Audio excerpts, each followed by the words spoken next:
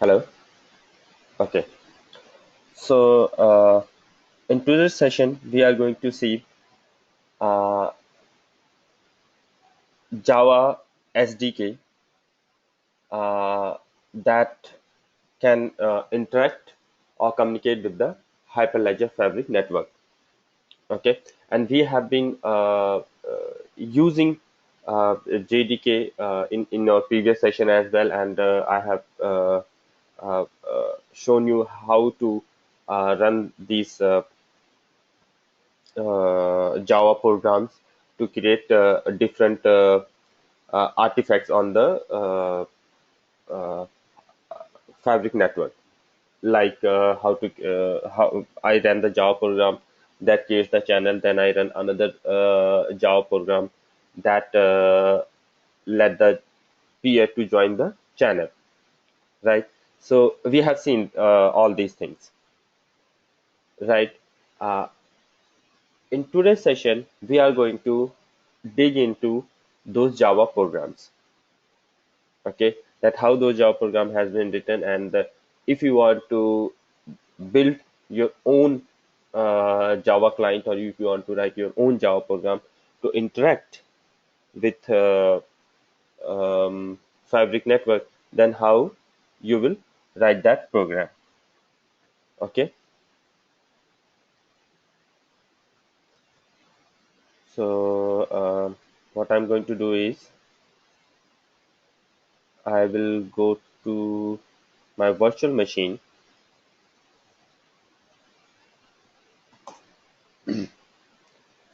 right? And I will start uh, my Fabric network that we have discussed and set up in our previous session.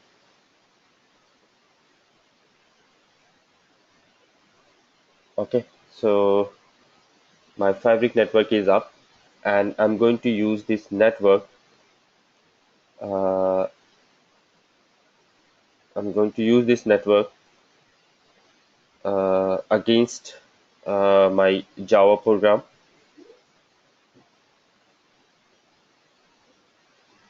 Okay, and now with the Java program, I will create channel, and then I will add peers in that channel, and then I have another Java program that will help me deploying the chain code on these on the peers that are the part of the channel, and then I will instantiate uh, my chain code with the another Java program. So I will explain you each program line by line in detail today. Okay, so that is the goal for today. Okay, right. So first step that we always perform is create channel, right? So we have discussed about the channel and what is channel, why we create channel, and what is the significance of a channel in Hyperledger network. And if I remember in the previous session, we created a channel through the CLI command line interface, right? So today we'll be creating the channel, but this channel will be created through the Java SDK. Okay, so this is the program that if I run this program, then it communicates with the Fabric network and creates channel for me. Okay, and as you can see, my network is up, and if I show you, this network has a CLI. Sorry, this has a CA, uh, certificate authority running. Then I have my orderer running, and this network or composer that is running currently in my system also has two organization, and each organization has one peer, right?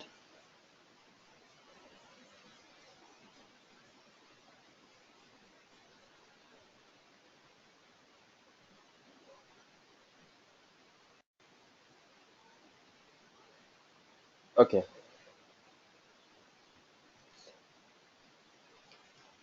Uh, so this is this Java program that is in that you see right now is this will create the channel in the Hyperledger network. Okay. So in this program, first statement is uh, in the first statement I'm creating a user object. Okay, and the class that I have used to create the user object is app user. Okay, if I can open this and show you what this class is. So app user a class that is created by me, and this class implements user interface from the Hyperledger Fabric package, right? So if I open it, see here, this is the interface. Okay, this is the user interface, as you can see here. Okay, and this user interface has a couple of methods. So it is the responsibility of the developer to override those methods. Implement this interface and override method that is available in the user interface. So this app user class, app user class represents a user. Okay, and now a user interface is created so that you implement the user interface in your own way in your own class.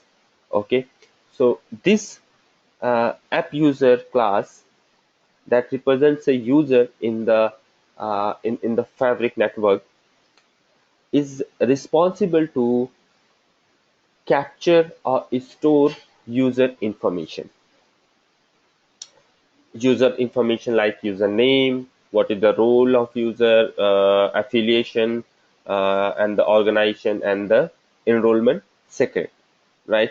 So now depending on your requirement and your implementation, you may be getting these values from the database or maybe serialized object or maybe the file system, right? So I believe every developer or every organization, this class will be implemented as per their requirement. But right now, for us to understand, what is important for us to understand is we need to create a class that implements a user interface, and here a class that is implementing a user interface is app user, and the app user will represent a user in the Fabric network. Okay, so in my implementation, I have hard coded everything, so nothing come. This class does not interact with the database or any file system. Okay, so just for the demo, I have hard coded uh, everything, right? So this is app user class, and this is the app admin instance. Okay, I have passed user name and the uh, organization from which this user belongs. So this is the app admin user object. Next, as you know, uh, in blockchain we use certificates everywhere. Okay, every transaction is signed by a certificate. Every transaction is identified by a certificate or authorized by the uh, public private key infrastructure. So to create a channel, you need to make a request to your orderer. You need to send a transaction to orderer, but that transaction need to be signed by one of the organization's admin user. Okay, so if your channel has organization A and organization B, right? So create channel requests need to be signed with admin user of organization A or organization B. So if you remember in the previous session, we ran the CryptoGen tool, and we created a lot of certificates. Or now I can say we created the MSP or crypto material, right? So the channel that I'm going to create, it has two members. Uh, First organization, which we are referring it as HF Batch 1, and the other second organization is HF Batch 2. So because these two organizations are the part of the channel, so I need to use the admin certificate of one of these organizations to create the channel. So these are the two string variables that is uh, pointing to public key and the private key of first organization in the file system. So this is your certificate, admin certificate, that is available or stored or located in this directory structure in my file system. And the second is your private key of admin user. All right. So these are the two string variables that are that are holding this information, right? Next is certificate.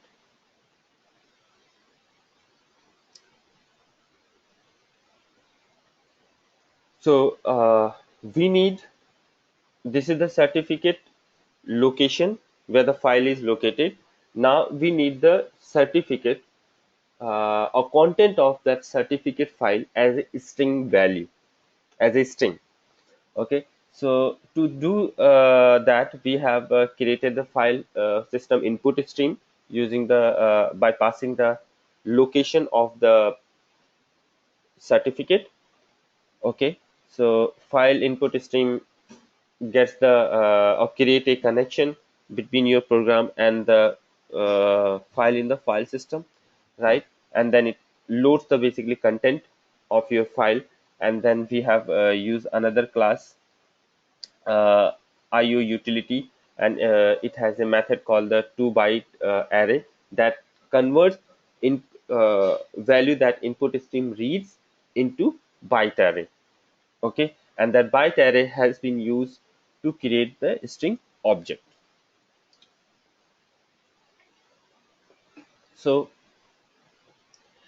uh, when this statement gets executed, your heap will have a JVM heap will have a string object that will store the content of your uh, admin certificate, right? So this is the certificate variable. Then we create the private key object. Okay, then we create the private key object, right? So again, to create the private key object, we have created a file input stream by passing the private key file path, right? And then we converted values that is read by the file input stream into a byte array, right? And this byte array is passed to a utility method that is primarily responsible to create a sorry private key object, that is responsible to create a private key object. So if I click on this method is again written by me because I was using this couple of statements in every program. So instead of writing the same thing again and again, I created a utility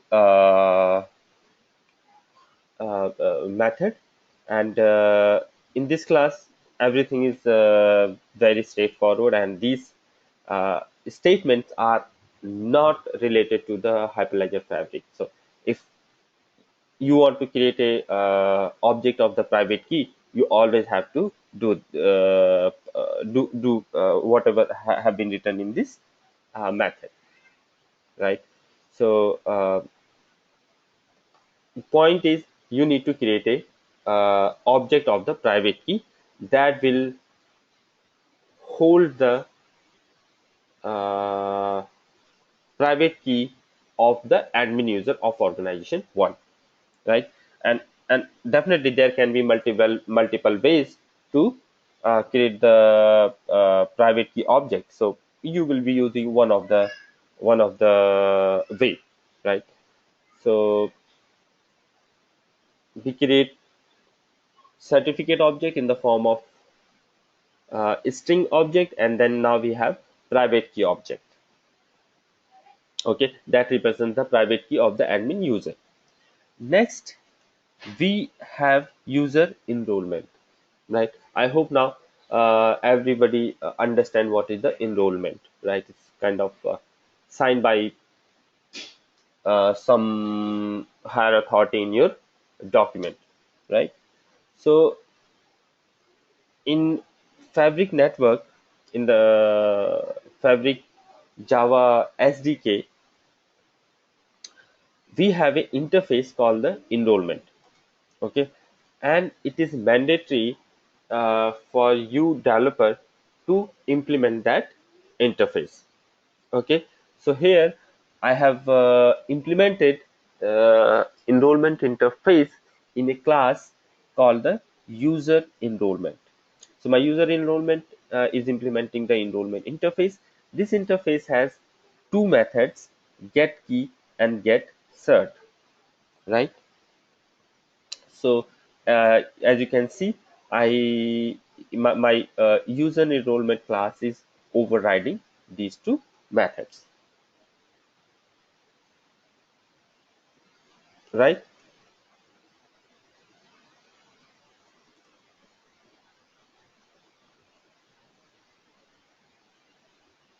Okay, so these two methods has been overridden here in user enrollment class, and these two methods are defined in the enrollment interface. Hmm. Now again, how you will implement this enrollment class will depend on you, right? Maybe your certificates are stored in the file system. Maybe your certificates are stored in the database. So when you create the user enrollment object, your certificates will be deserialized, and those will be available in the user enrollment object, right? But I haven't implemented it in a complex or complicated way. Just for the demo, uh, uh, this user enrollment class is simply implementing enrollment, and after that everything will be hard coded in this class, user enrollment class. All right. So user enrollment class, in the user enrollment class, we have to pass the private key and the certificate, and the private key and the certificate of the user that will be used by your uh, SDK to sign the transactions when any request is sent to the network. Okay, so this is important. And in the next step, uh, as we have created the user, so in the user we are setting the enrollment object and the MSP ID.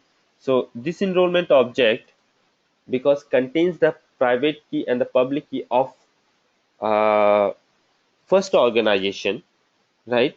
So we have to set the MSP ID as org1.msp. If you remember, org1 MSP is the MSP ID defined in the Genesis block. When we created the Genesis block, we were given we were asked to give the name to the MSP for the organization one. So whatever name you have used while creating the Genesis block, you have to use the same name over here, right?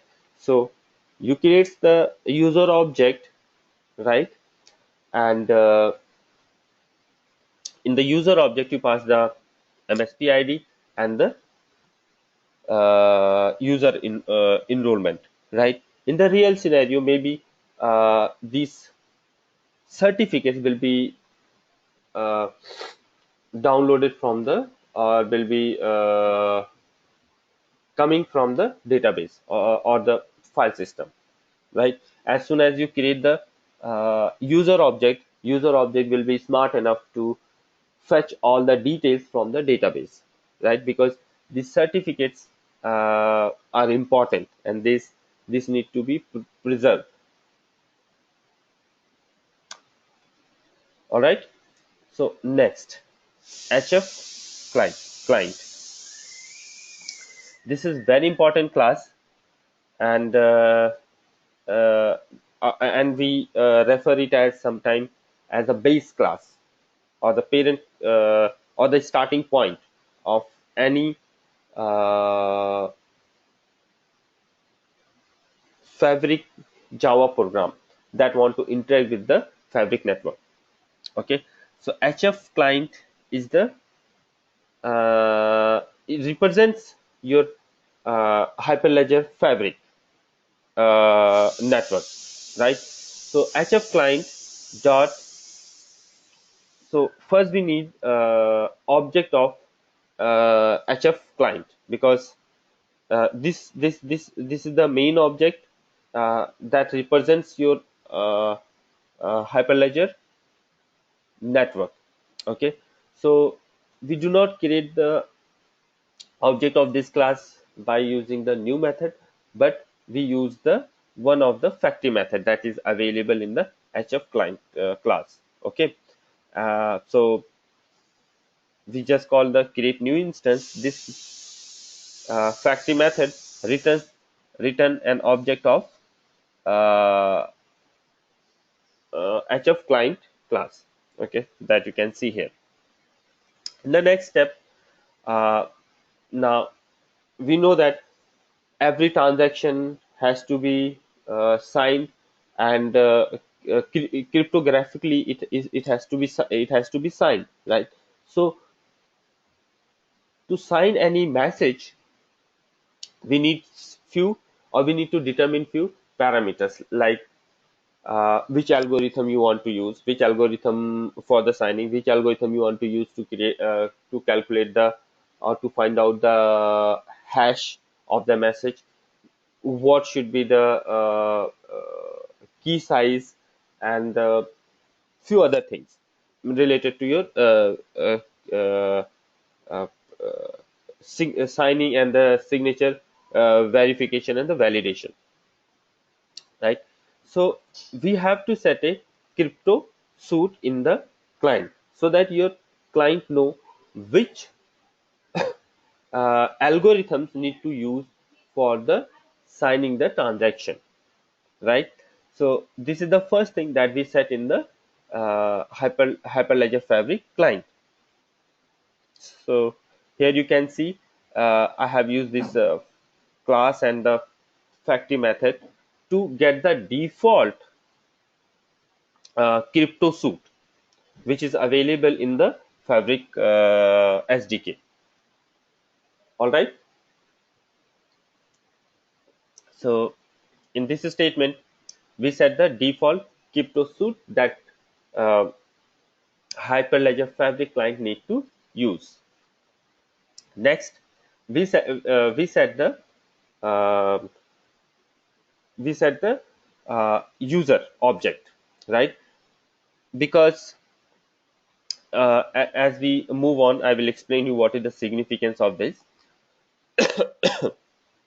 By setting the user object in this client, we are uh, letting our client object know that which endorsement certificates, which public private key it need to use for the signing.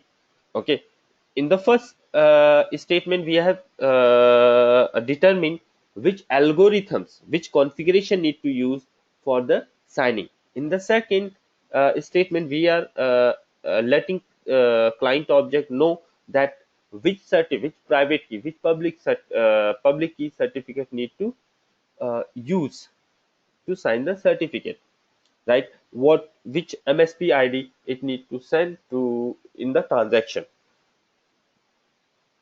Okay. Next, now with this client object, it has a lot of factory methods. Okay, so we will be using factory methods to create other objects that represent various components of your fabric network, like client dot new orderer. So when you call this method and you pass the name of the orderer and the address of your orderer, it creates it create this method create an orderer object, and this orderer will represent your orderer component of your hyperledger network. And again, obviously, you can use um, uh, you can use this object to communicate with the orderer. And because again, and one more thing, because you are getting this object from the client HF client object, it means your client object will always have a reference, or it will always know which orderer it need to use if HF client itself want to communicate with the fabric network. Okay, so this is how we create the orderer. And the value that you are see here, grps, it's a protocol which we call the Google RPC. And this is a protocol. uh, Hyperledger Fabric use this protocol uh, for the communication between different components of your network and with the client, right? And if your client want to communicate with the fabric network, it also has to use the same protocol, which is your Google RPC.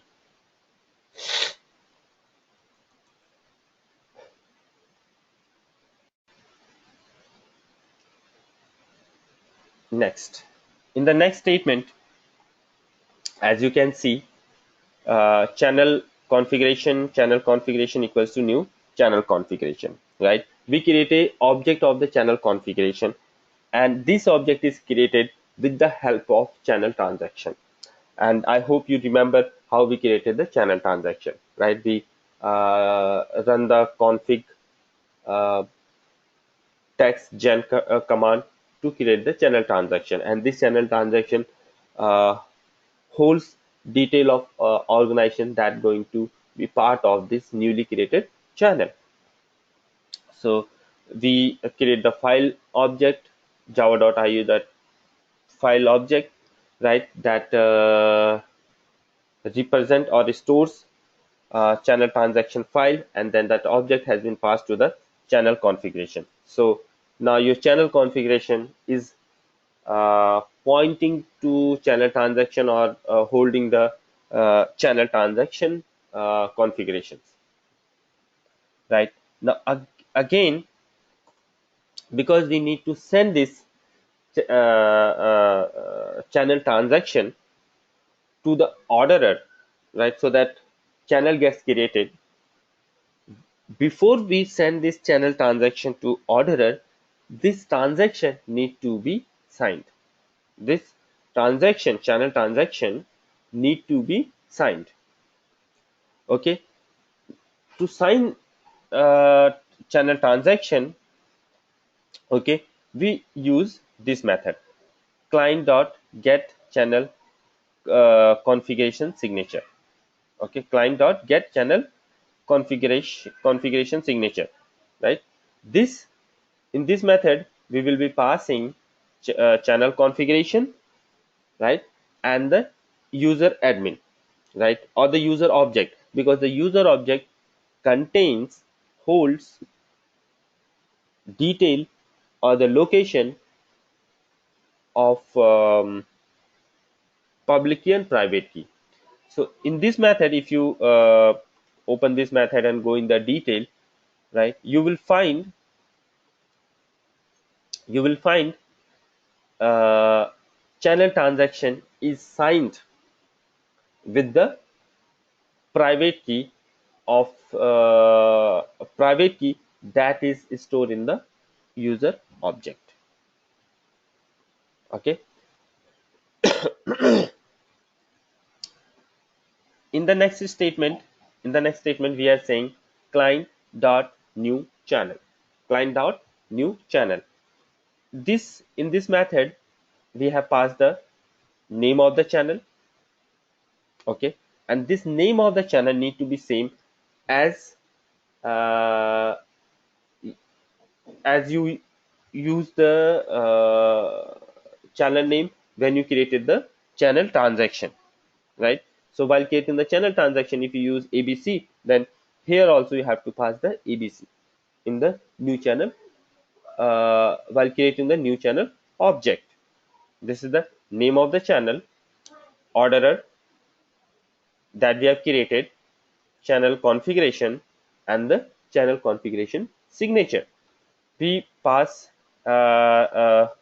these four parameters to the new channel method, which is which is in the client class or client object, right? So this method, when this method finish, okay, when this method ends, it sends a request to your orderer to create a channel, right? And so your channel is created when we run this method. Okay, and the new channel method returns channel object that you can store for the future reference, or if you want to use somewhere else in your program. Okay, so let me run this program.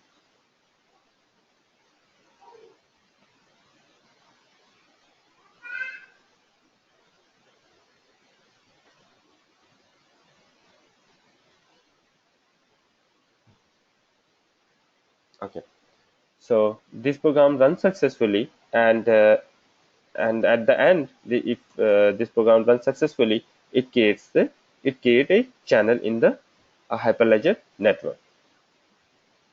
Okay, once channel is created, next step is ask our organization peers to join the channel.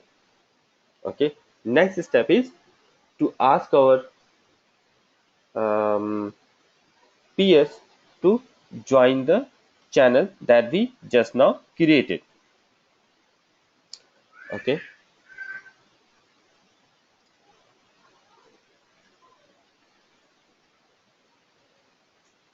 so here is the program. Okay, uh, now I could write everything in the one program, and if I run it once, it will do everything together. But actually, if I do that, we will not understand it uh, in a better way. But here, because I want to demonstrate everything, I want to show you each piece independently, that how it works.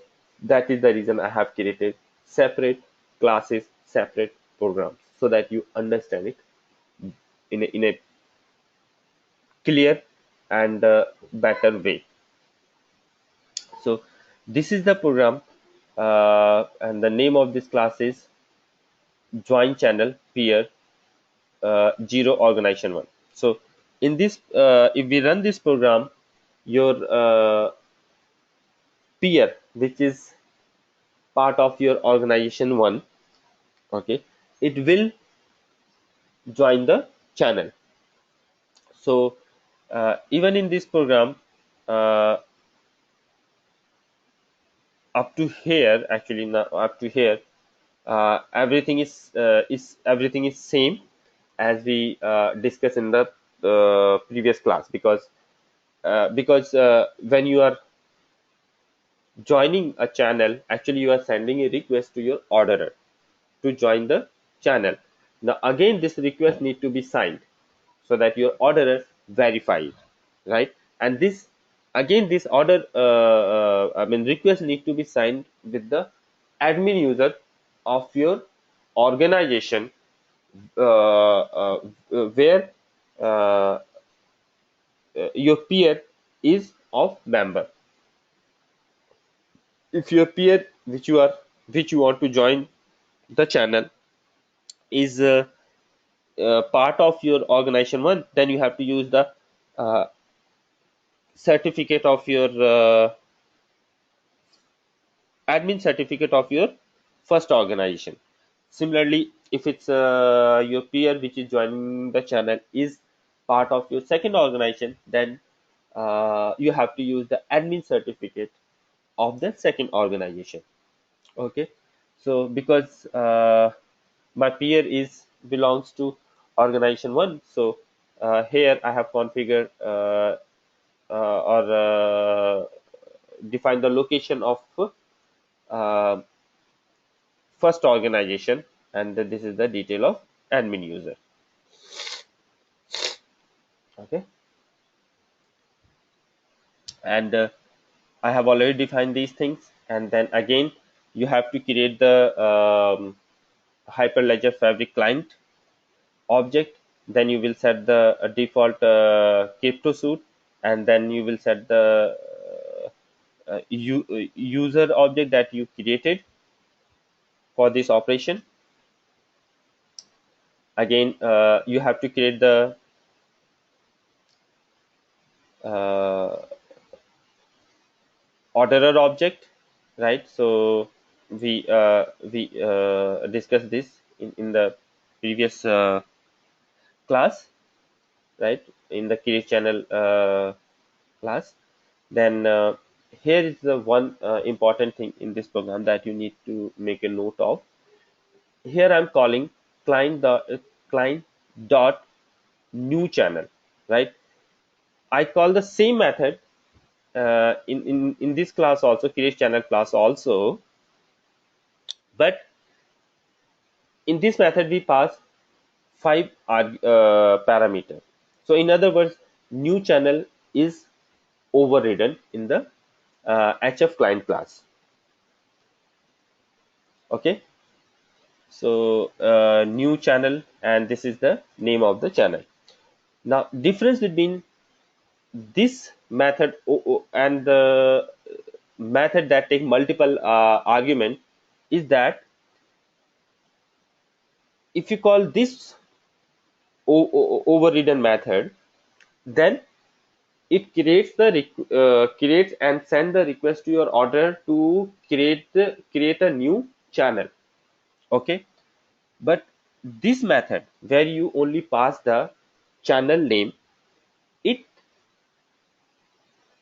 does not create the new channel. It just fetch the um,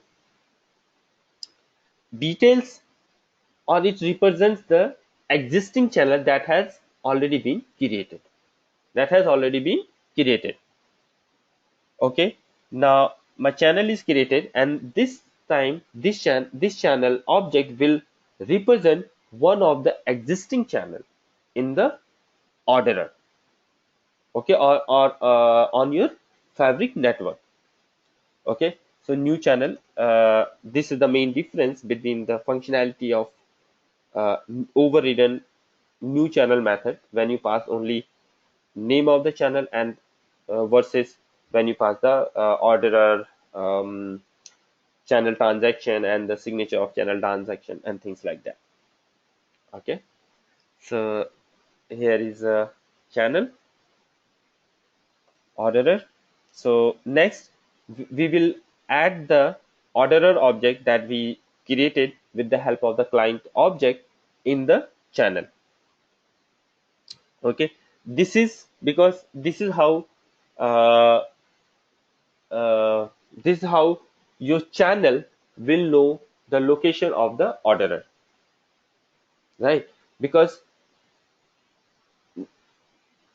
in this create channel class, right, we use the client object to create the channel, right? But once channel is created, we will be interacting all the time, or we will be using all the time channel object to interact with the fabric network. Now your channel need to know peer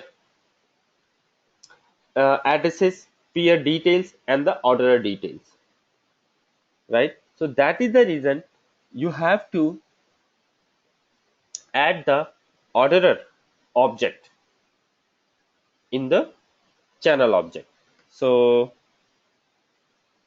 this is how you have to let your channel know orderer detail, or what is the location where your orderer is running. Next, channel dot initialize, right? So this way we have initialize our channel object, right? Then you use the we use the client object, hf client object, to create the new peer, and this time this peer represent the peer that want to join the channel. Okay, that want to join the channel. And and the way we created the orderer object, similarly you have to create the peer object. So this is the name of the peer, and this is the location of the peer, or the address where peer is running. Okay, and so you here is your peer object, and then you call this method on the on your channel, new channel dot join peer. Okay, new channel dot join peer, and you pass the object of the peer, right? join peer Join peer, and you pass the object of the peer. So when this method is executed, okay, when this method is executed, uh, or it completes the execution, your peer that you have passed in this method will join the channel. Okay, so if we run this program, you will see peer which is represented, or which is running on this address, or your peer 0 organization 1 joins the channel. Okay, and this is something related to the event that we will discuss some other time. I run this program, and you will see.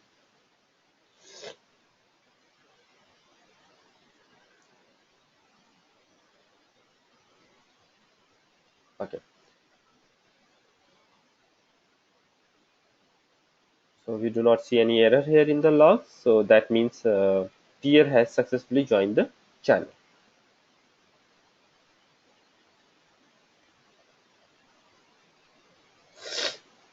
Okay, similarly I can run other program. So this program is actually same as the other join channel peer program. The only difference is this program let the peer of organization to join the channel. So I have to use the certificate of organization of second organization, right, and the IP address of uh, peer 2, organization 2, where your peer is running.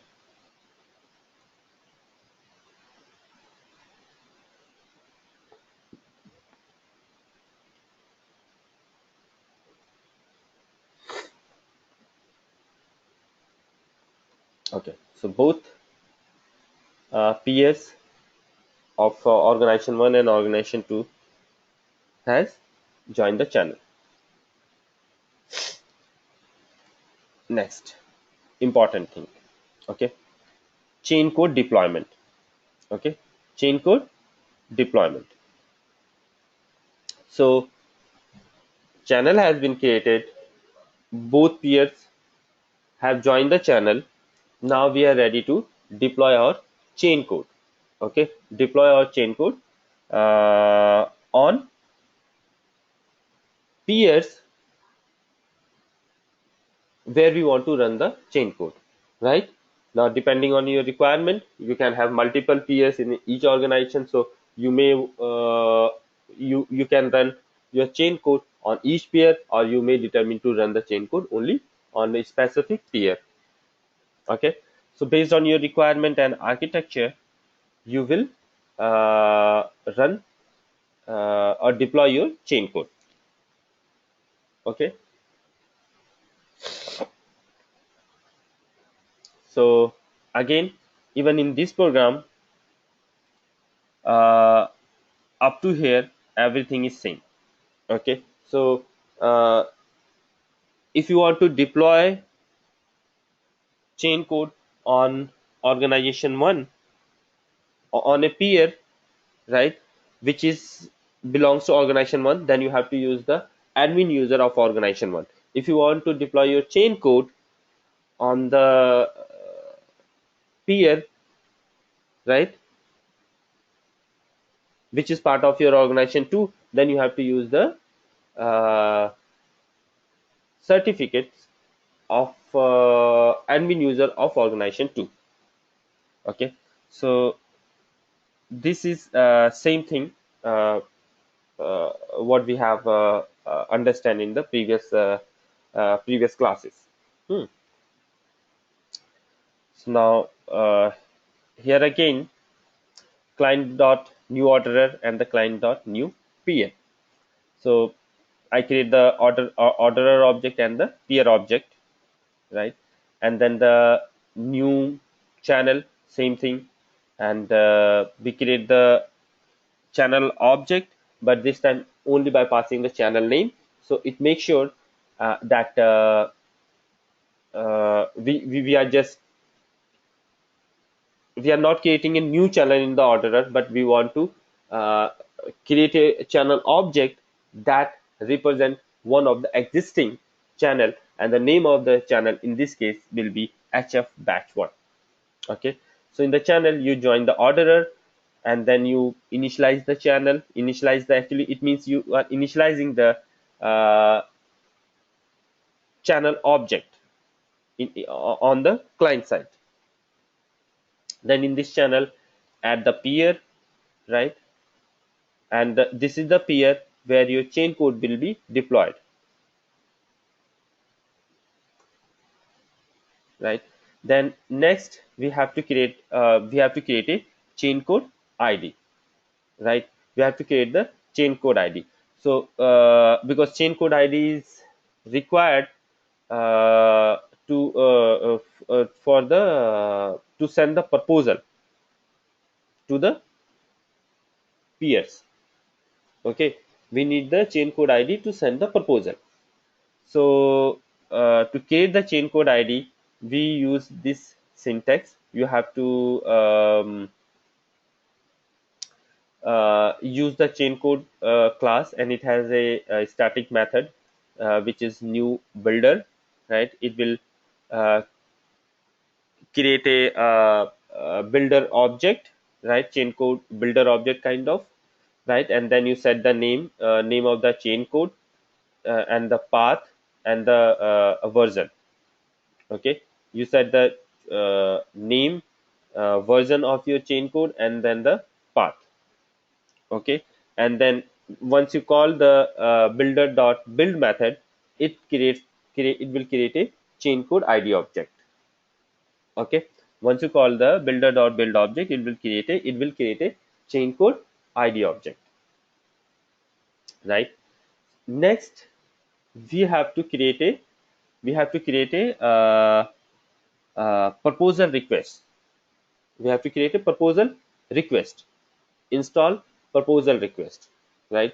So we have a in the client class, in the hyperledger fabric client class, hf client class, we have an instance method called the uh, new install response request. new install response request. Okay, so this factory method return an install response request object. Okay, install response request object. Okay, so this uh, object represents a install proposal request object. Okay, install proposal request. This uh, object represents a install proposal request. So on this object, we call the set chain code ID. We pass the chain code object, right? Then we have set chain code source location, right? And in this set chain code source location, we have to pass the uh, file object, right? Now, location of your chain code will be calculated in case of the SDK, Java SDK, right? Your location will be created or calculated with respect to your uh, context root of this class. Okay, so because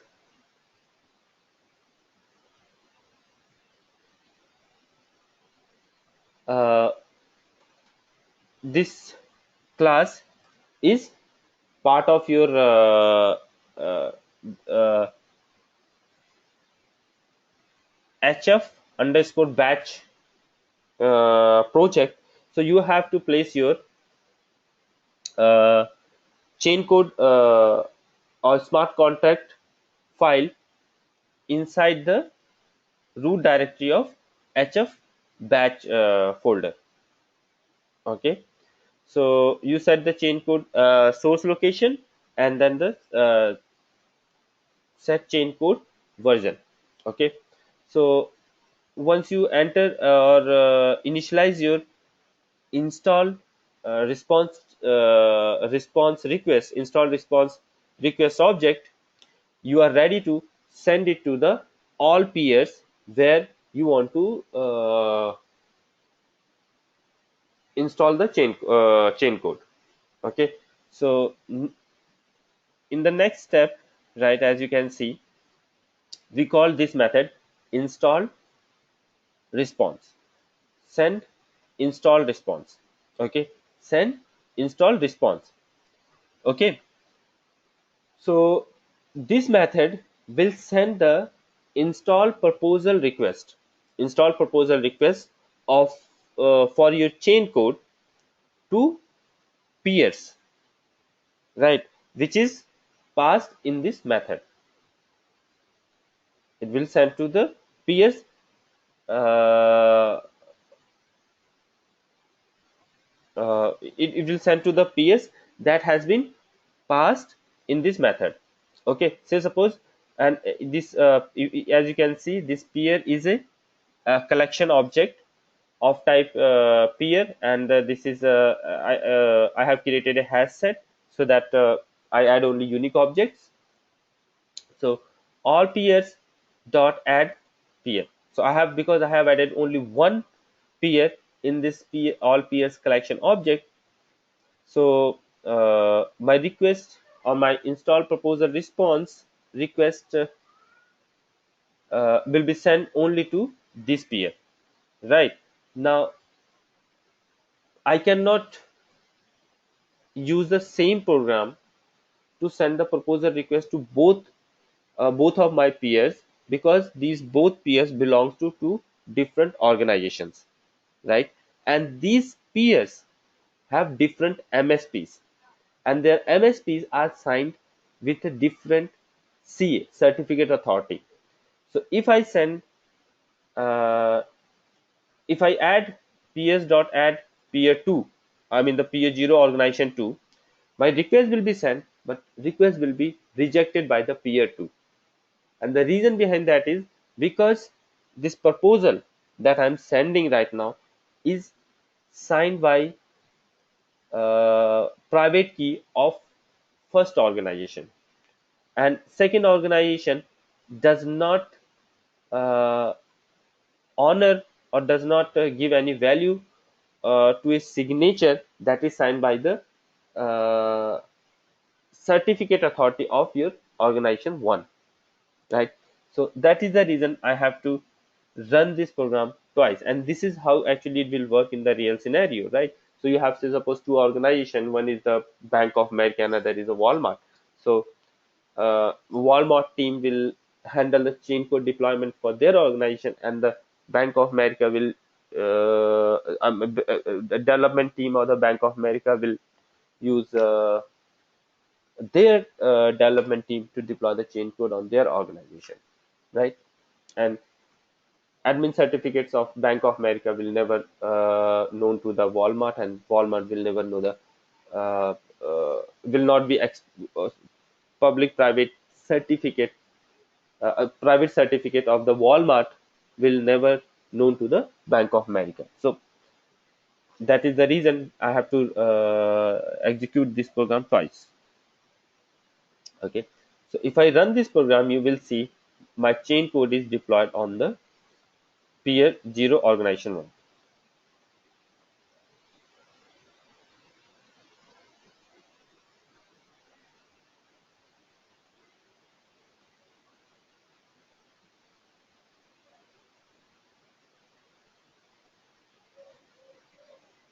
So you can see here no error,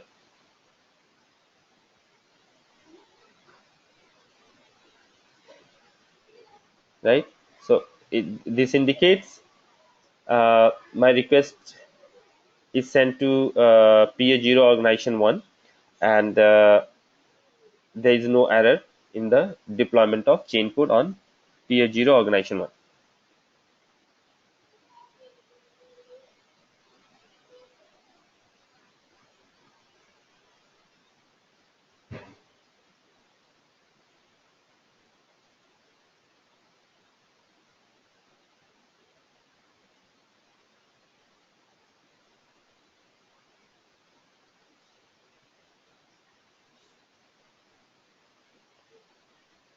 Okay.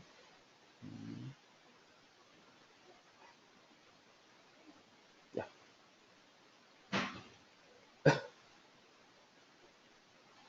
So I also have to run other deployment program. So this deployment program, deploy chain code program, will deploy the chain code on the peer of second organization. Okay, so deployment is successful on the second organization as well. Now we have another very important class, or another very important step that we always have to do, which is instantiation. Okay, which is instantiation. So instantiation is a transaction, okay, that we send to all the peers, okay, that we send to all the peers uh, who want to, where chain code is deployed, and who want to run the chain code. Okay, so an instantiation is a transaction, initialization transaction that we send to the orderer, that we send to the orderer. Okay, so in this program also, I mean, the most of the part is same, and by now you are familiar, right? So create the certificates, right? Create the user, set it in the client, create the orderer, create the channel, I mean, not create the channel, actually initialize the channel object that will represent existing channel. Okay, then create your peers, add the peers in the channel. Okay, then here as you can see, I have created the chain code ID object, because chain code ID object is required to send the proposal. Okay, so next, as you can see here, we have to create a object of class instantiate proposal request. Okay, we need we need an instantiate proposal request. We need an instantiate proposal request. All right, instantiate proposal request.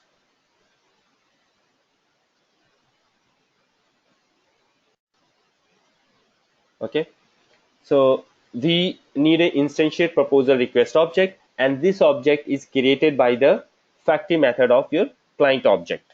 Okay, HF client object. So we use this factory method new instantiate proposal request to create the proposal request. Okay, in the proposal request we have set all the parameters, like set chain code ID. You know what is chain code ID, so object of chain code ID we created here, and then the function which you want to invoke to initialize the chain code. Okay, and then the proposal wait time. This is timeout. Client need amount. This is amount of time that your client will wait for the endorsed proposal response, right? And then the arguments, set arguments. Okay, now this set arguments method is important, because this method takes an array of string, and through this array of string we can pass parameters to our chain code method, to our chain code method. Okay, so let me show you my chain code, which is developed in the Go language. So here you can see this init method. Okay, this chain code program has a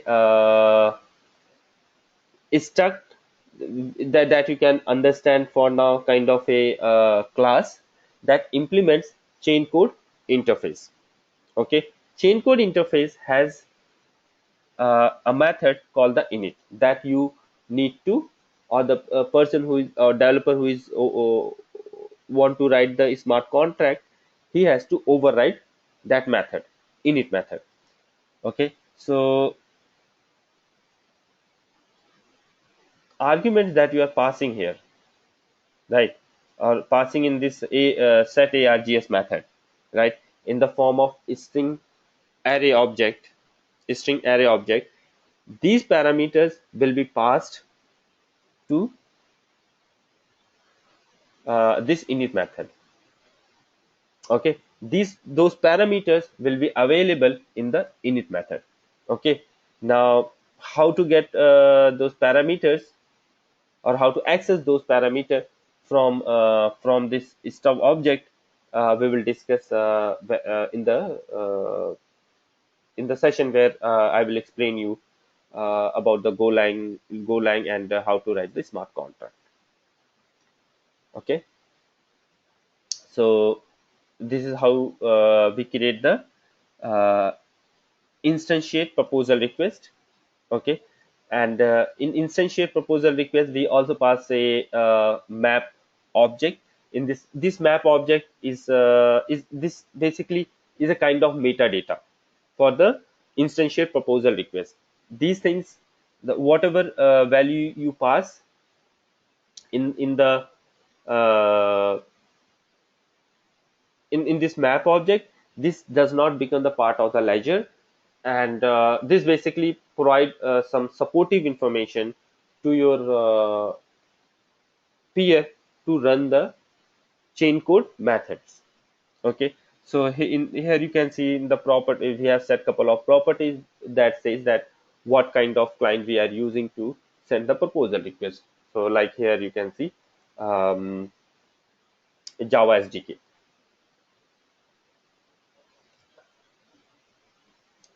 Here is another important thing. So we know that each chain code is attached. Each chain code is attached with a endorsement policy, right? In the endorsement policy, we defined how many uh, endorsement how many endorsement is required for a transaction to consider as a valid transaction.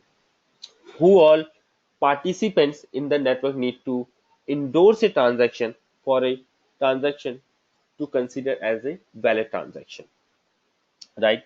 So we create a chain code endorsement policy object, and chain code endorsement policy object represents your endorsement policy that you want to attach with the chain code.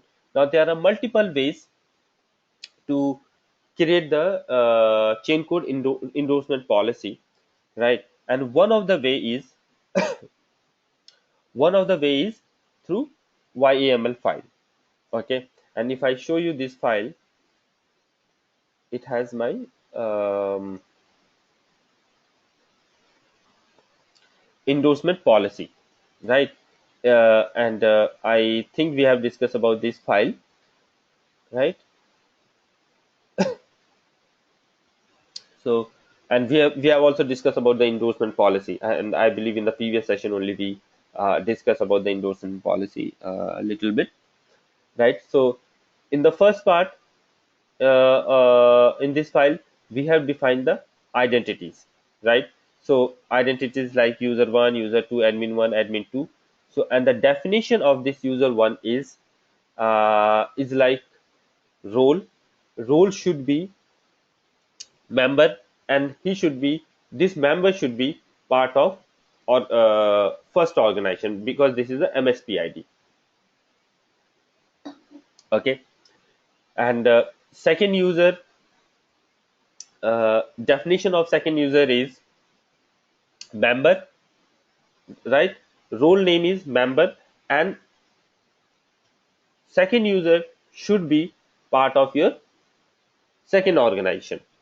First admin should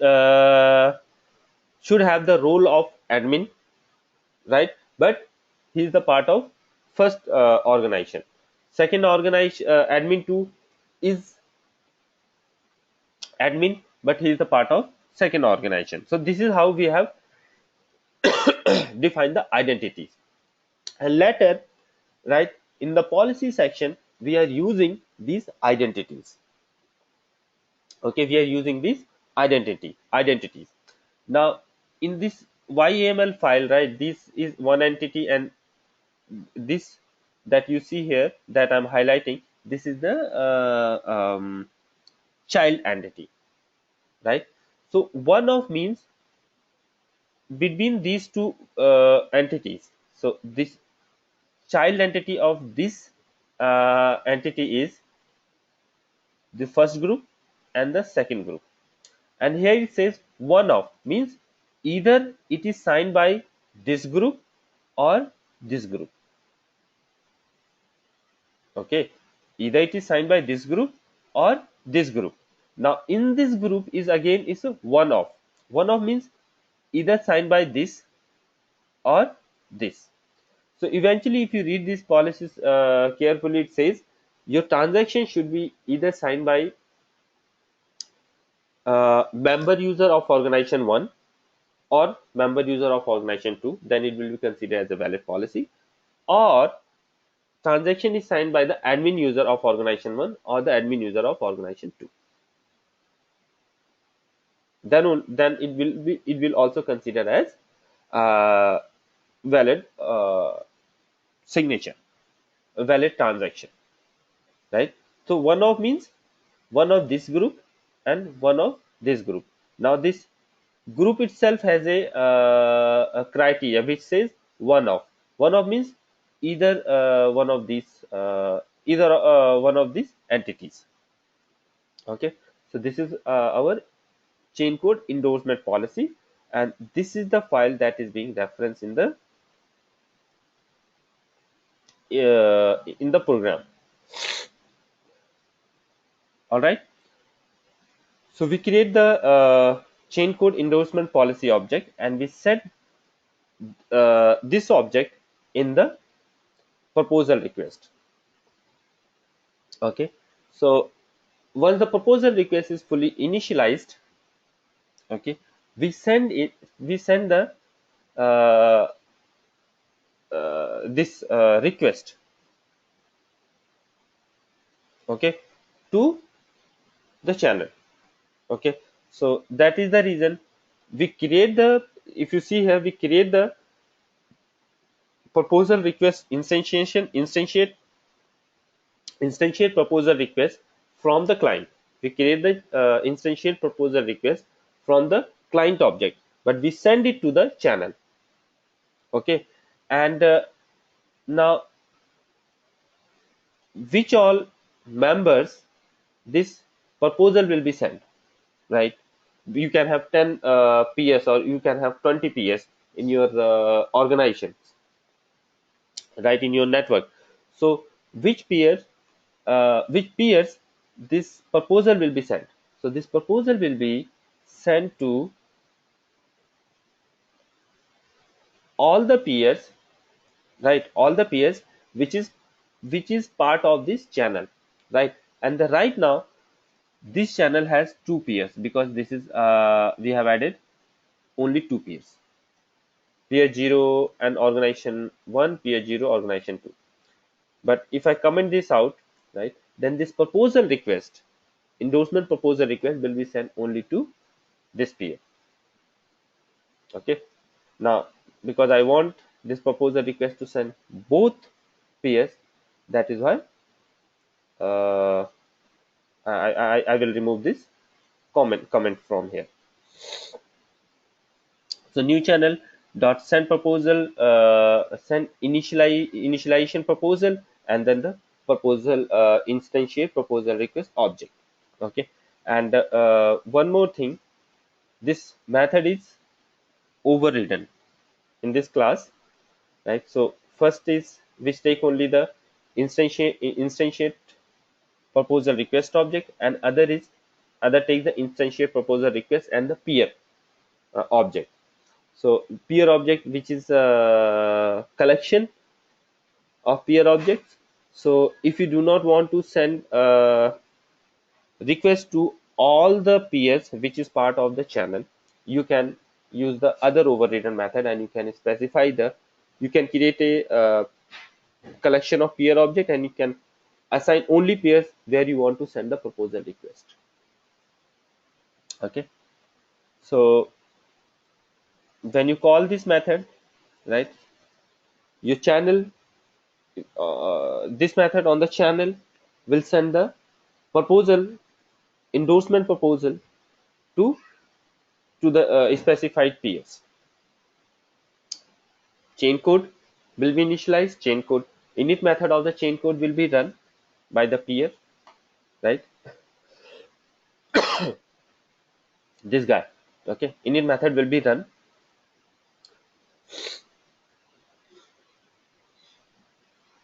Got it? Init method will run of this chain code, and endorsed proposal in the form of response will be returned, right? So this method send instantiate proposal returns a response object.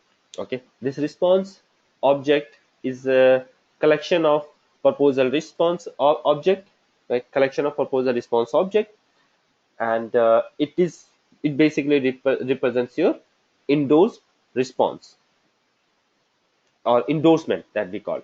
Okay, then here is a for loop just to see how my proposal looks, right?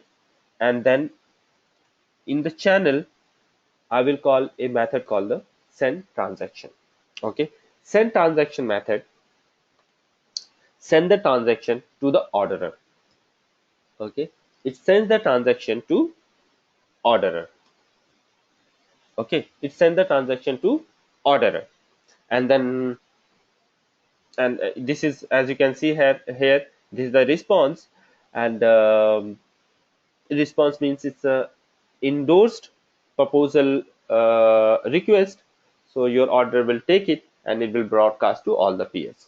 Now then your peers will do all the things, validation, and if everything looks good, they will update the ledger as per the read write set. Okay, so send transaction send the endorsed proposal request to the orderer for the execution. So that's it. This is how uh, things work. Now, in the next session, we will see how to update the ledger and how to create the ledger. Okay. So, for today, I think this is enough. Let's meet in the next session.